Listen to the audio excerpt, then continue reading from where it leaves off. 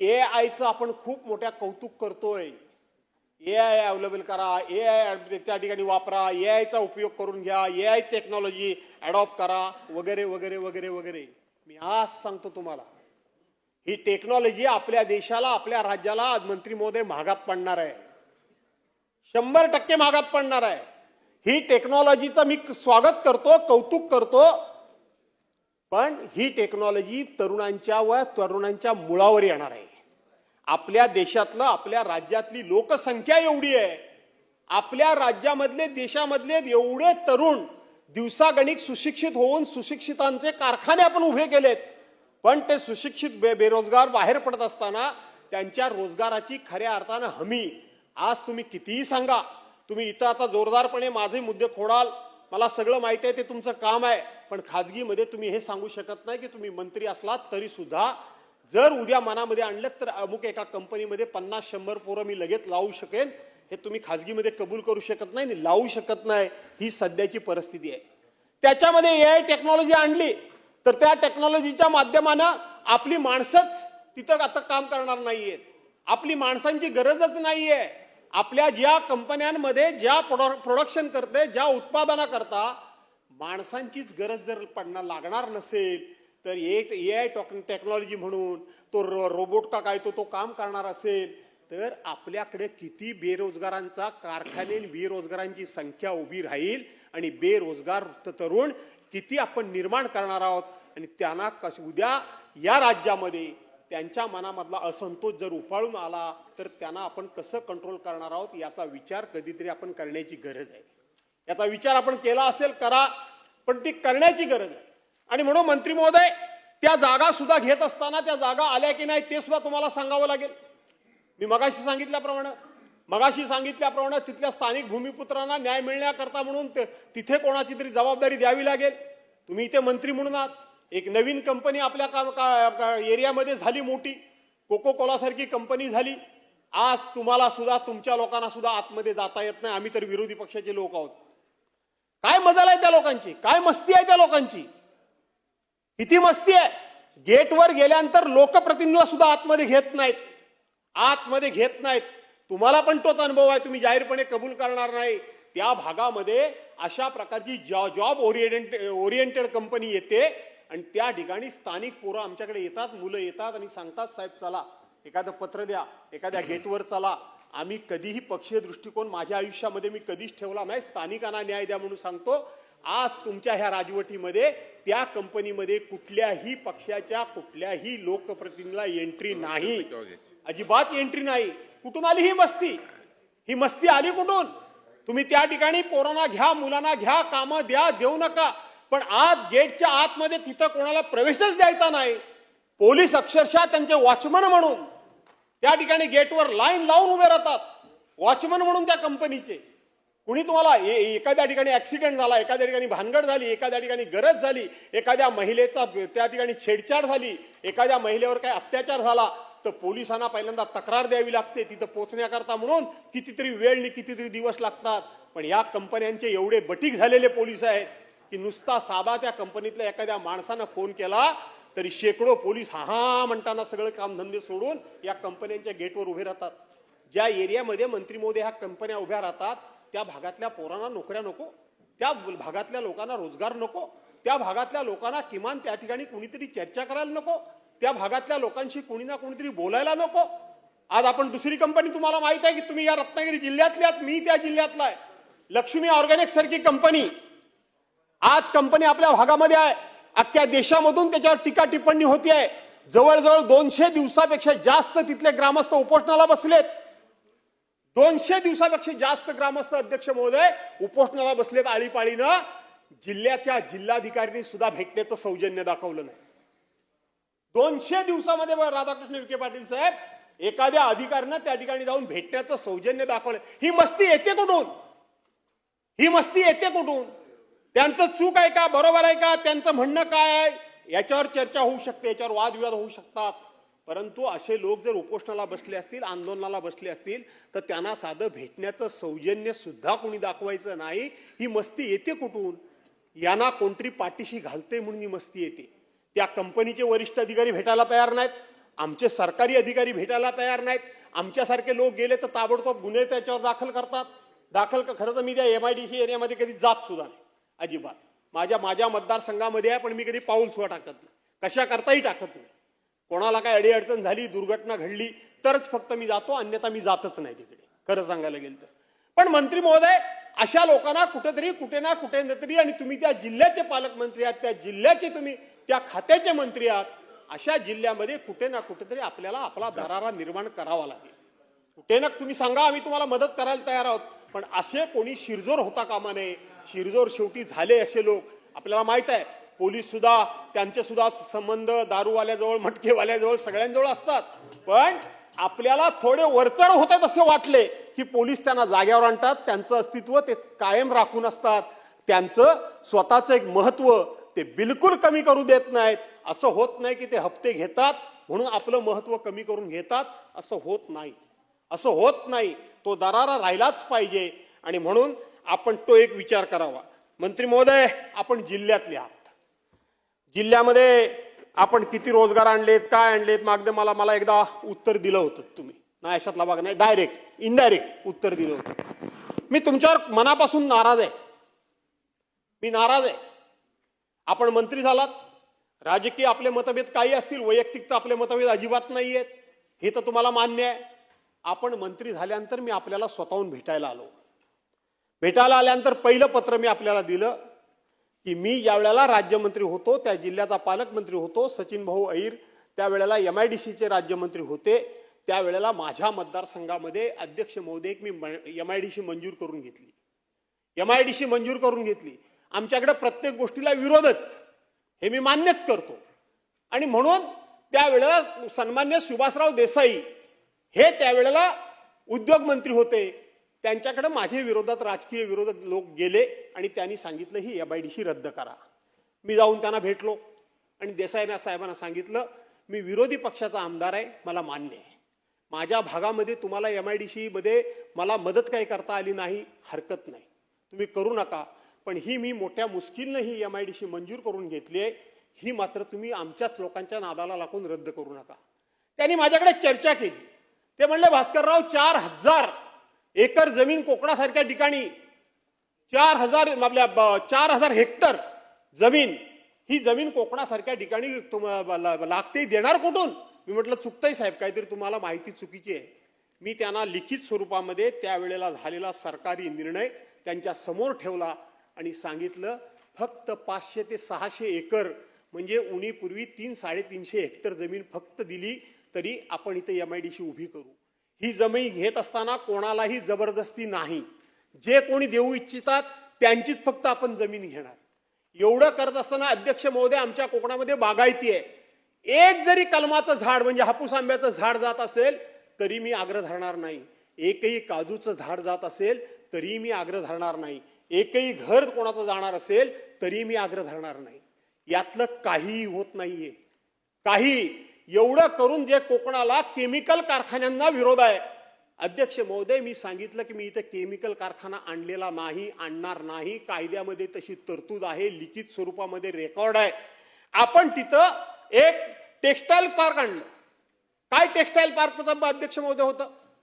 तयार कापड घेऊन जायचं, त्याला साईज प्रमाणे कटिंग करायचं, त्याला काजबटन करायचं, त्याला इस्त्री करायची, पॉकेटमध्ये आपल्या बॉक्समध्ये बंद करायचं आणि ते परदेशामध्ये पाठवून किंवा जिथे कुठली ऑर्डर असेल तिथे पाठवून द्यायचं. दिवसाला 3 ते 4 हजार महिला काम करू शकतील अशा प्रकारची त्याच्यामध्ये तरतूद होती अध्यक्ष महोदय. का? 1982 साली गिरण्या बंद झाल्या आणि गिरण्या बंद झाल्या त्यावेळेला आपण जर बघितलं तर त्या गिरण्यांमध्ये काम करणारी माणसं ही सातारा जिल्हा आणि कोकणातली जास्त होती. त्यामुळे मुळातच कोकणातल्या लोकांच्या जीन्समध्ये या क्षेत्रामध्ये काम करण्याचं त्यामध्ये आहे आणि म्हणून त्यांच्या रक्तातच तो गुणधर्म आहे की ते काम करायचं, म्हणून ते आपण आणलं. दुसरं आपण आणलं, काय आणलं? लॉजिस्टिक हब आणला. दुसरं आपण काय आणलं? त्या ठिकाणी फूड पार्क आणला आणि त्याच्यामध्ये स्पष्टपणे लिहिलं होतं की एकही केमिकल कारखाना आपण आणणार नाही. एकही केमिकल कारखाना आपण आणणार नाही हे मी स्वतः सांगितलं होतं. आमच्या बाजूला बंदरं आहेत, त्या ठिकाणी RGPPL म्हणजे जुनं एनरॉन, त्याचं एक उत्तम प्रकारचं बंदर आहे. बाजूला त्या ठिकाणी आता रेल्वे स्टेशन आमच्या बाजूला आहे, रस्त्याची चांगली सोय आहे, वीज पाणी बिनी भरपूर असल्यामुळं वीज पाणी वगैरे भरपूर असल्यामुळं हा कारखाना आणण्याची गरज आहे. आणि म्हणून मी मंत्री महोदयांना जाऊन स्वतःहून भेटलो. मंत्री महोदयांनी एक मुलाखत दिली की मला ते भेटलेत नाही. मी स्वतः जाऊन ताबडतोब त्यांना भेटलो आणि त्यांना विनंती केली की तुम्ही हे रद्द करू नका. मंत्री महोदय, ऐन निवडणुकीमध्ये 16 सप्टेंबर 2024 ला तुम्ही भर सभेमध्ये सांगितलं की इथं भास्कररावांचा आग्रह होता की ही MIDC रद्द करू नका, पण आम्ही ही एका तिथल्या माजी आमदारांच्या पत्रावर आणि शब्दावर आम्ही MIDC रद्द करीत आहोत.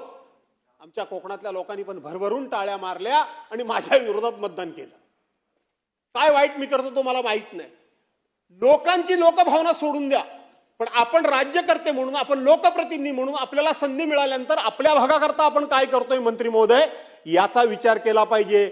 आपण ती MIDC रद्द केलीत, आज त्या गोष्टीला 2 वर्ष पूर्ण होत आहेत मंत्री महोदय. त्या भागामध्ये आपण एकही दुसरा कुठला कारखाना आणू शकलात नाही. कोण किती या सभागृहामध्ये आमदार राहील, कोण मंत्री राहील न राहील, पण आपण केलेलं काम मात्र चिरंजीव राहील. लोकांना त्या कामातून 3 ते 4 हजार महिलांना जर रोजगार मिळाला असता.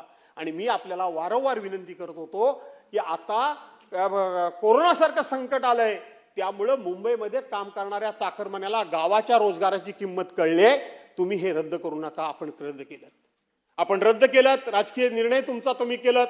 तुम्ही ते मला माहित आहे. तुम्ही सांगाल की मला लोक भेटायला आली. कोण भेटायला आली? आज सांगतो मी तुम्हाला, तुम्ही नावं सांगा, त्यातले एकाची पण जमीन त्या ठिकाणी नाही, एकाची सुद्धा. मी आपल्याला अट घातली होती मंत्री महोदय की त्यांना बोलवा, मला बोलवा, समोरासमोर बसा. जर त्यांची बाजू तुम्हाला योग्य वाटली रद्द करून टाका. मध्ये बातम्या अशा उठल्या की भास्कररावांनी तिकडे मोठ्या प्रमाणामध्ये जमीन घेतले. 1 इंच जरी जमीन माझी निघाली, 1 तरी मी राजकीय जीवनातून निवृत्त होईन म्हणून मी सांगितलं. 1 इंच मी असं कधीच करत नाही. मी माझ्या तत्वानं जगलोय. अनेक वेळा सांगण्याचं काही बरोबर नाही. 1 इंच सुद्धा जमीन सुधीर भाऊ मी जर निघाली त्याही वेळेला, आजही, कधीही, तर मला तुम्ही मी राजकीय जीवनातून निवृत्त होईन, पण रद्द करू नका. आपण हे रद्द केलं मंत्री महोदय. आज तागायत मी कधीही तुम्हाला एका शब्दानं बोललो नाही, रागवलो नाही, बडबडलो नाही. आपण अनेक वेळा भेटतो, पण आज तुम्ही या सभागृहामध्ये हे विधेयक घेऊन आलात. त्या निमित्तानं सभागृहात योगायोगानं मी आलो. खरं तर आज मी नव्हतो जिथं. योगायोगानं आलो आणि विधेयक किती नंबर जाणार तर 36 म्हणून 36 बघितलं तर तुमचंच निघालं. म्हणून तुम्हाला ही आठवण करून देतोय, तुम्ही करा. विरोधी पक्षाचा सदस्य मी एकमेव एकटा आहे, पण विरोधी पक्षाचे बघण्यापेक्षा तुम्ही स्वतः त्या जिल्ह्याचे सुपुत्र आहेत, याचा विसर पडू देऊ नका.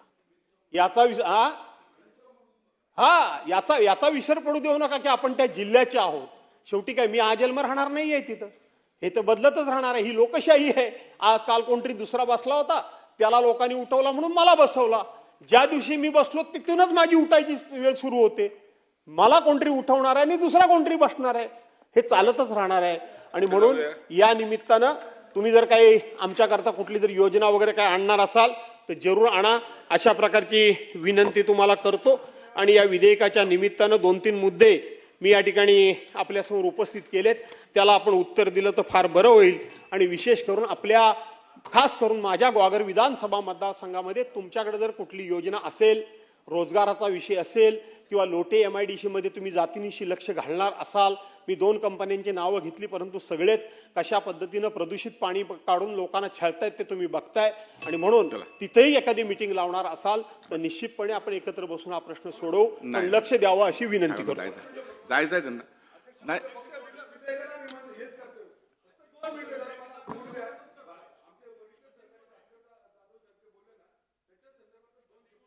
बरोबर. मंत्री महोदय सावंत साहेब 2 मिनिटं. या विधेयकाला आमचा कुणाचा विरोध नाही. आम्ही सगळे समर्थन करतोय.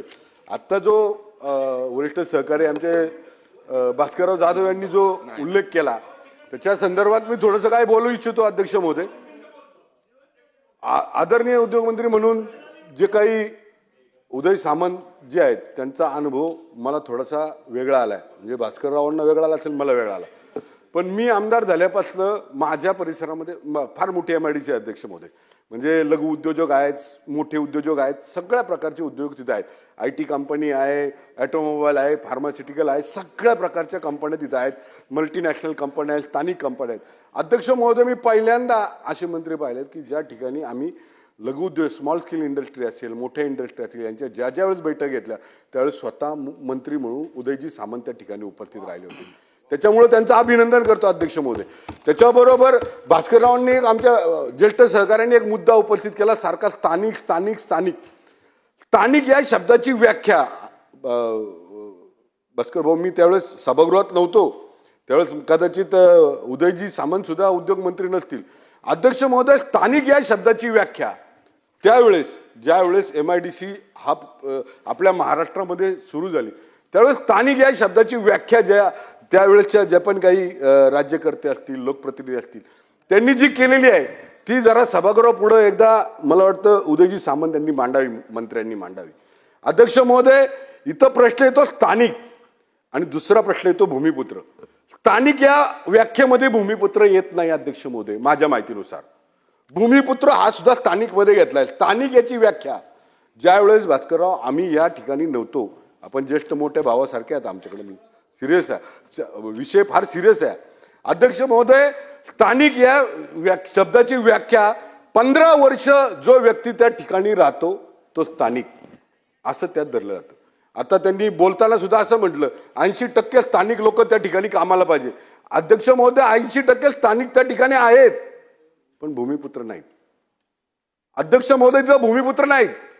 हे स्थानिक जे 15 वर्ष तिथे राहतात, 100% सगळ्यांना नोकरी मिळाली पाहिजे. स्थानिक मध्ये ते आले हे पण आम्हाला आनंद आहे, त्यांना मिळालीच पाहिजे. पण भूमिपुत्र म्हणून आपण वेगळा नियम, वेगळा कायदा आपण केला पाहिजे. अध्यक्ष महोदय, भूमिपुत्र म्हणजे कोण? ज्याची जागा MIDC जाती, ज्याच्या जागावर MIDC येते, जो आपली जागा देतो, जिथं उद्योग उभारतात, त्या भूमिपुत्रांसाठी आपण या संदर्भामध्ये विचार केला पाहिजे. अध्यक्ष महोदय, अध्यक्ष महोदय, याच्यामध्ये मी मगाशीच सांगितलं स्थानिक आणि भूमिपुत्र याच्यामध्ये एक फरक झाला पाहिजे. अध्यक्ष महोदय, दुसरी गोष्ट अध्यक्ष महोदय, मी IT सेक्टर संदर्भात बोलतो. ITच्या जे काही हिंजवडी मान मारून जे आमच्याकडे तळवडे मध्ये माझ्या मतदारसंघामध्ये IT कंपनीचा अध्यक्ष महोदय. अध्यक्ष महोदय, याच्यामध्ये जर आपण यादी मागवली या कंपन्यांमधनं स्थानिक लोकांना किती रोजगार या ठिकाणी मिळालाय, तर अध्यक्ष महोदय, ज्या लोकांच्या जागा गेल्या त्याच्यामध्ये IT सेक्टरमध्ये गेल्या, ऑटोमोबाईल मध्ये मावळ, मुळशी, इकडं आमच्याकडे चाकण, खेड, आंबेगाव, शिरूर, शिक्रापूर, आमची भोसरी, पिंपरी चिंचवड, याच्यामध्ये जे स्थानिक भूमिपुत्रांच्या जागा केल्यात, या भूमिपुत्रांची मुलं किती कामाला आहेत याची सुद्धा आकडेवारी अध्यक्ष महोदय आपण त्या कंपनीकडनं घेतली पाहिजे. स्थानिक या शब्दाची व्याप्ती भास्कर भाऊ त्यावेळेस फार मोठी केली, त्यात भूमिपुत्र कुठंच दिसला नाही. आज सुद्धा भूमिपुत्र त्यात नाही अध्यक्ष. तर त्याच्याकरता माझी विनंती राहील उद्योग मंत्र्यांना की उदयजी सामंतांना याच्यामध्ये आपण त्याच्यामध्ये थोडासा विचार करावा, त्याचंही स्पष्टीकरण करावं. अध्यक्ष महोदय, आमचा भूमिपुत्र हा कुठल्याही कंपनीची नियम तोडणार नाहीत, कुठल्याही कंपनीचं उत्पादन कमी करणार नाही. आमच्या भूमिपुत्राला जे क्वालिफिकेशन त्या कंपनीमध्ये नोकरीसाठी पाहिजे, त्यांच्या कामगार म्हणून त्यांच्या नियमावलीमध्ये असेल, ते क्वालिफिकेशन आमच्या भूमिपुत्रांचं पाहावं, त्या ठिकाणी त्यांना घ्यावं. फक्त भूमिपुत्र आहे म्हणून नाकारून चालणार नाही अध्यक्ष महोदय. त्याच्याकरता या भूमिपुत्रांकरता आपण स्वतः लक्ष द्यावं मंत्री महोदय. मी तर सुरुवातीलाच आपलं अभिनंदन केलं अध्यक्ष महोदय. मी माझ्या राजकीय 12 वर्षाच्या या काळामध्ये ज्या वेळेस या लघु उद्योगांचे असतील, मोठ्या उद्योजकांचे असतील, कुठल्याही उद्योजकांचे प्रश्न असतील, स्वतः मंत्री महोदय तिथे आलेले आहेत. मी पहिल्यांदा असं पाहिलेलं आहे. म्हणून अध्यक्ष महोदय, मी मंत्री महोदयांचं अभिनंदन करत असताना काही मी सूचना केल्यात, त्याच्याही संदर्भामध्ये मंत्र्यांनी स्पष्टता द्यावी. धन्यवाद. 36 वरती बोलण्यासाठी अध्यक्ष महोदय, औद्योगिक ह्याच्यासाठी आपण मंत्री महोदय 75 कोटीचे 6000 कोटी रुपये कर्ज घेताय. आमची आपल्याला विनंती आहे 16,000 किंवा 26,000 घ्याव्या. परंतु आज माझ्या मतदारसंघामध्ये टेंभुर्णी MIDC आहे. आपल्याला देखील आपण आला होता, बघितलं की आज तिथे इन्फ्रास्ट्रक्चर ज्या पद्धतीनं आवश्यक आहे ते नाही. परवा आपण उद्योग एक त्या ठिकाणी आग लागली आणि त्या आग लागल्यामुळं तिथं खूप मोठं नुकसान झालं. तर तिथं फायर ब्रिगेडची सिस्टीम ही त्या आता जे आपण कर्ज उपलब्ध करणार आहे ह्याच्यातून प्रत्येक MIDC मध्ये फायर ब्रिगेडची सिस्टीम, आमच्या टेंभुर्णी MIDC मध्ये फायर ब्रिगेडची सिस्टीम नसल्यामुळे तिथल्या उद्योगाला अशा अचानक त्या ठिकाणी आपत्कालीन परिस्थितीमध्ये खूप मोठं नुकसानाला सामोरे जावं लागते. आणि त्याचबरोबर अध्यक्ष महोदय, तिथले रस्ते मंत्री महोदय त्या ठिकाणी अतिशय खराब झालेत. उद्योगाला त्या ठिकाणी आपण आकर्षित करत असताना तिथं रस्त्याची आवश्यकता आहे. अध्यक्ष महोदय, पुणे, टेंभुर्णी, सोलापूर सध्या MIDC मध्ये जागा कुठं उपलब्ध नाही. आणि मग आज आपण जशी बैठक घेतली आमची मोडलीम आणि मेंढापूर MIDC, या बाबासाहेब दमान MIDC बाबासाहेब देशमुख ठीक आहे. MIDC त्या ठिकाणी अध्यक्ष महोदय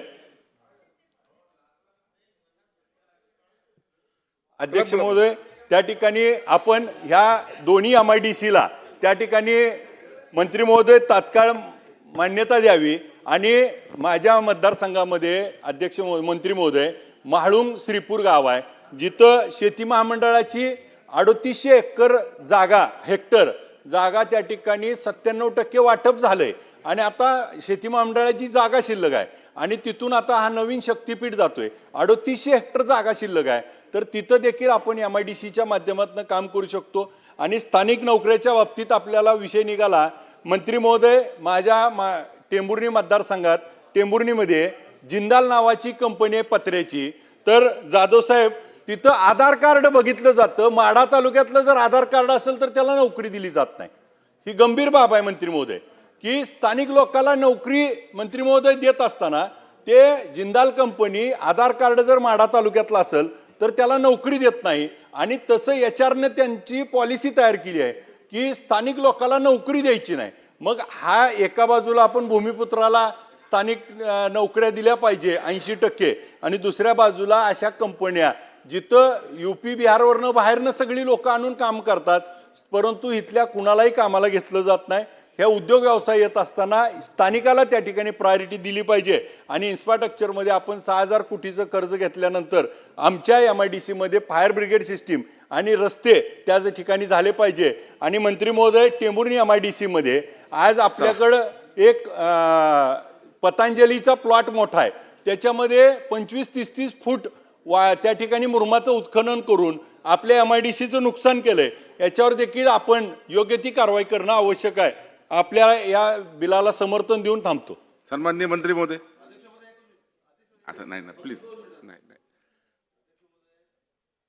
करा, त्याच्यामध्ये आमचा काही विरोध नाही आहे. पण अध्यक्ष महोदय, माझ्या विभागामध्ये मुंबईसारख्या शहरामध्ये एक MIDC आहे आणि या MIDCचे अनेक प्लॉट असे मोकळे होते आणि ते एन्क्रोचमेंट झाल्यानंतर त्याचं पुनर्वसन SRAच्या माध्यमातून म्हणजे MIDCच्या माध्यमातून करण्याचं ठरलं.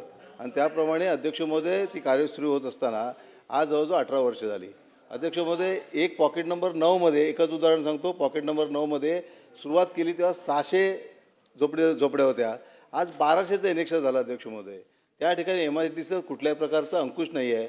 आणि विकासकाने बांधायचं, विकासानेच अलॉटमेंट करायची आणि परत ते पुन्हा पात्र करायचं. अध्यक्ष महोदय, हे फार गंभीर आहे.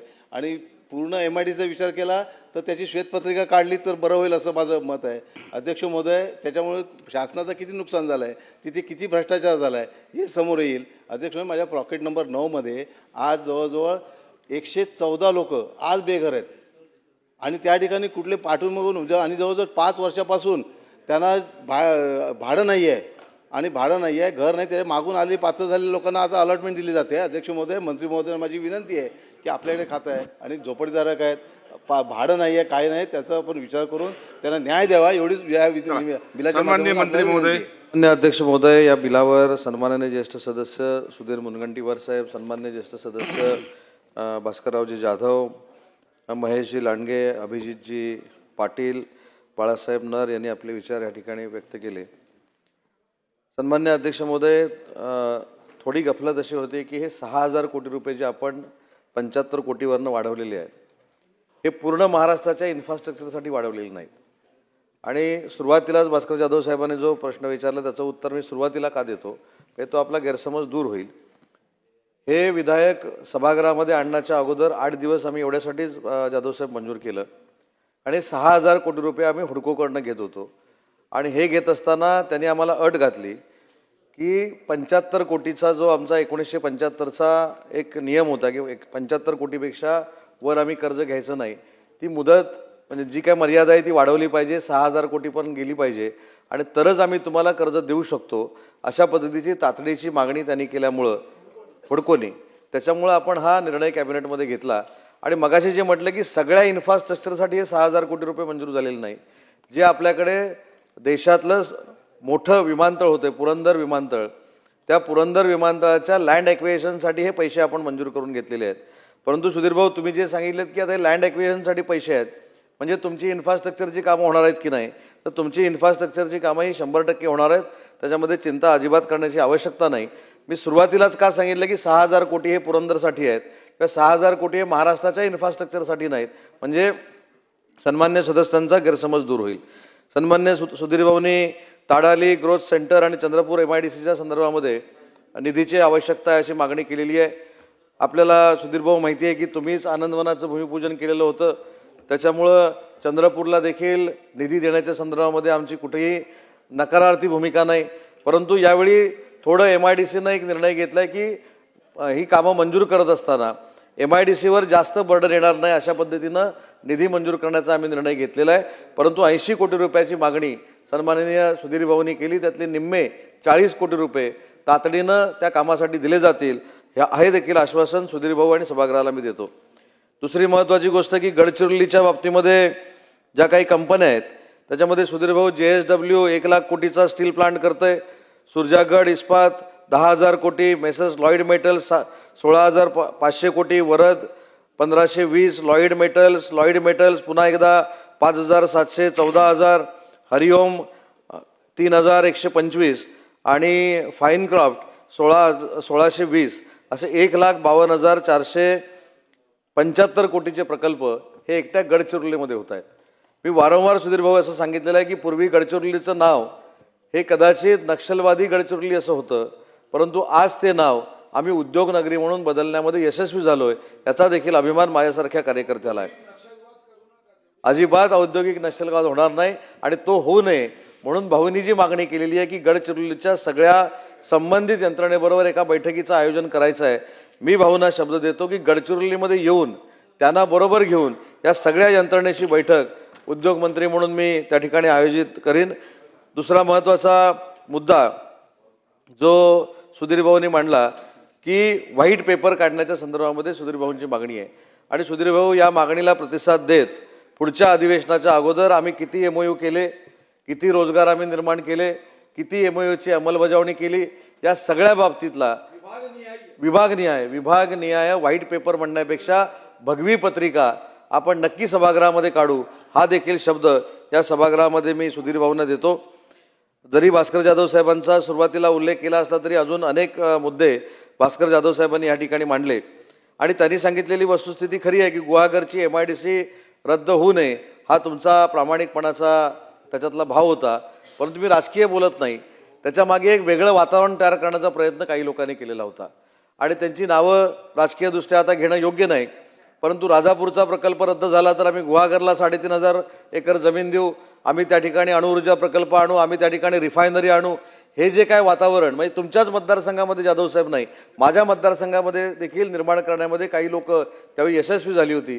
खरं तर हा प्रचार रिफायनरीची जागा रत्नागिरीमध्ये आणू, रत्नागिरीतनं गुहागरमध्ये आणू हे कोणालाच सांगायची आवश्यकता नव्हती आणि त्याच्या गैरसमजातनं ती MIDC नक्की रद्द आम्ही केली.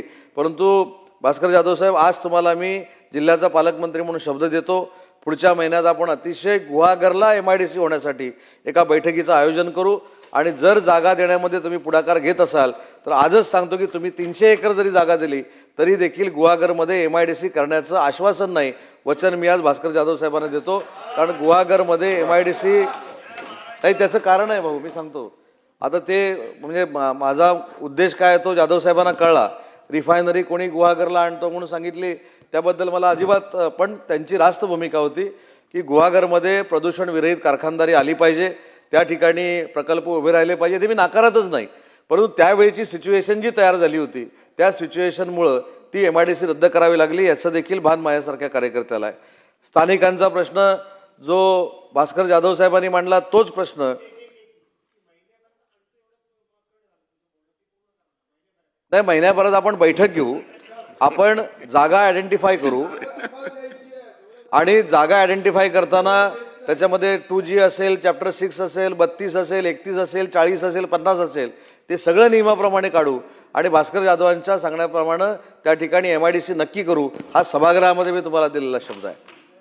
दुसरी महत्वाची गोष्ट जाधव साहेबांनी सांगितली की प्राधान्य कोणाला दिलं पाहिजे नोकरीमध्ये, आणि तोच मुद्दा महेशजी आपण या ठिकाणी मांडलात. खरं तर भूमिपुत्राला न्याय मिळाला पाहिजे याच्यामध्ये माझं देखील दुमत असण्याचं काही कारण नाही. पण ज्यावेळी ह्या जागा आपण घेतो त्यावेळी भूमिपुत्रांच्या निमित्तानं काही ना काहीतरी आपण करत असतो. मग PAPचे आम्ही प्लॉट त्यांना देतो. आजच माझ्याकडे जालनामध्ये एक बैठक झाली, 15% परतावा. म्हणजे मी हे मान्य करतो की आमच्याकडच्या काही प्रोसिजर ज्या आहेत या पारंपरिक चालत आलेल्या आहेत आणि त्या पारंपरिक प्रोसिजरकडे अधिकाऱ्यांनी लक्षच द्यायचं नाही, ही देखील भावना आमच्यामध्ये. याच्याबद्दल नाकारण्यासारखं काहीच नाही. आजचं साधं उदाहरण सांगतो की 15% परतावा देण्याच्या संदर्भातला निर्णय हा 2013ला झाला होता. त्याच्यानंतर करोना आला. 15% जागा कोणाची द्यायची आहे? ज्या भूमिपुत्रांकडनं जागा घेतली त्यांना 15% द्यायची आहेत. पण त्यांना 2 लाखाची जागा देताना 20 लाख रुपये दंड लावण्यात आला. तो देखील आज मी माफ केला. त्याच्यामुळे भूमिपुत्रांना न्याय देण्याचीच भूमिका सरकार म्हणून आमची आहे. आणि जाधव साहेब, तुम्ही एक उल्लेख केलात की याचा रिव्ह्यू घेणं गरजेचं आहे. याच्याशी मी 100% सहमत आहे. आणि म्हणून आजच आमच्या विकास आयुक्तांना हे निर्देश दिले जातील की प्रत्येक जिल्ह्याने स्थानिक, म्हणजे ज्याची व्याख्या महेशजींनी देखील केली, तुम्ही देखील केली, आणि भूमिपुत्र यांना कशा पद्धतीनं रोजगार आम्ही देऊ शकलो याचा 3 महिन्यामध्ये आढावा घेऊन पुढच्या अधिवेशनामध्ये या ठिकाणी ते पटलावर ठेवण्याची जबाबदारी देखील आज राज्याचा उद्योगमंत्री म्हणून मी स्वीकारलेली आहे. अजून एक महत्त्वाचा मुद्दा जो बाळ नरसाहेबांनी सांगितलं, साहेब MIDCच्या तुमच्या भागातला जो प्रश्न आहे तो खरोखरच क्लिष्ट विषय बनलेला आहे. याच्या मी 2-3दा बैठका घेतलेल्या आहेत. पण पुन्हा एकदा तुमच्यावर बैठक घेऊन त्याच्यामधनं झोपडपट्टीवासियांना कशा पद्धतीनं न्याय देता येईल हा देखील निर्णय आपण घेऊ. परंतु MIDCचं स्वतंत्र झोपडपट्टी पुनर्वसनाचं एक धोरण आम्ही आणण्याचा प्रयत्न करतोय, जेणेकरून MMR रिजनमध्ये असेल, मोठ्या आपल्या शहरांमध्ये असेल, तिथे एन्क्रोचमेंट झालेला आहे आणि 2011च्या पूर्वीच्या स्लम म्हणून जाहीर झालेल्या आहेत, तिथं हा प्रयोग आम्ही करणार आहोत. त्याच्यामध्ये देखील आपल्या मतदारसंघातली काही कामं आपण त्या ठिकाणी घेऊ शकतो. अभिजित पाटील साहेबांनी आत्ताच 2 मुद्दे ह्या ठिकाणी मांडले. पण मला अशी अपेक्षा होती की मगाशी जी मिटिंग झाली आणि तुमच्याकडे जे आपण MIDC जाहीर करतोय, म्हणजे आम्ही विरोधकांचं देखील काम करतोय हे देखील सभागृहाला कळलं असतं. आत्ताच 2 तासाबरोबर अगोदर त्यांची बैठक झाली. परंतु हे करत असताना टेंभुर्लीचा प्रस्ताव हा माझ्याकडे आलेला आहे फायर ब्रिगेडचा, त्याला देखील आम्ही लवकरात लवकर पैसे उपलब्ध करून देऊ. आणि म्हणून मला सगळ्या सन्मान्य सदस्यांना एक विनंती करायची आहे. कोको कोलाच्या संदर्भात देखील सांगतो ना. कोको कोलाच्या संदर्भामध्ये एक महिन्याभरापूर्वी जाधव साहेब आपण सांगितलेली वस्तुस्थिती माझ्याकडे लक्षात आल्यानंतर मी स्वतः अगदी बेंगलोरपासून, त्यांचे मेंगलोरपासून, दिल्लीपासूनचे सगळे अधिकारी बोलून घेतले होते. एक टप्पा नक्की असा होता की स्थानिकांना रोजगार मिळतोय की नाही ही शंका निर्माण होत असताना परवा जी आम्ही बैठक घेतली त्याच्यानंतर जवळजवळ 160 ते 170 लोक त्यांनी स्थानिक पातळीवरची घेतलेली आहे. त्याची यादी देखील मी आपल्याकडे पाठवतो. परंतु त्याच्यामध्ये आपण जसं सांगितलं तसं कुठेही आपण राजकारण केलं नाही. जे इंजिनिअरिंग कॉलेज आहेत, जी पॉलिटेक्निक तिथली कॉलेज आहेत, तिथे कॅम्पस इंटरव्ह्यू घेऊन त्यांनी स्थानिक